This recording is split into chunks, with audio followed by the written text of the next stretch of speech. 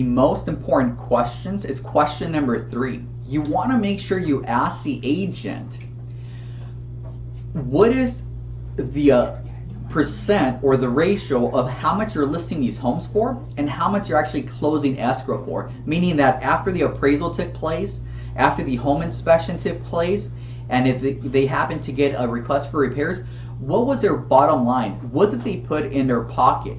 Now, out of the 67 homes that I sold last year in 2012, my original list price to my final sales price was 101%.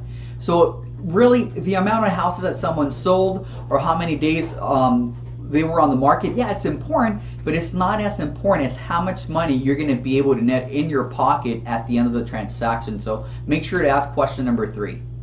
In most neighborhoods, the impression that the homeowners get is that if they see a for sale sign come up and they see that for sale sign come down, then they assume that that property actually sold. So you're going to want to make sure you tell or you ask the agent how many of their listings actually sell and end up closing escrow. Because you don't want a for sale sign. You folks obviously deserve to get a sold sign.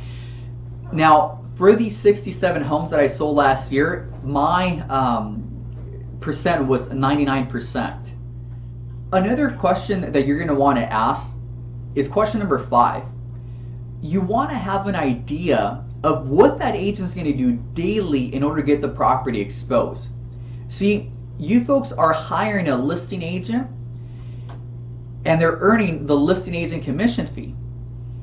Now, when you and I meet, I will show you how thought out my plan is, and not only show you, now after you hire me, I would also give you proof of every marketing piece that we're doing daily to get your property pushed forward, exposed to the buyers, to make sure that we don't leave any money on the table when it comes down to selling your property.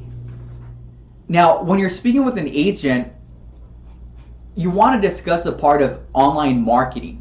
We know that 90 to 95% of the buyers are actually going to come from the internet. So you're going to want to know how they're going to get the property on the premier site. And not only just placing it on there, anybody can place it online. Now, what we do differently is we actually have premier accounts or featured listings. We also have a virtual tour.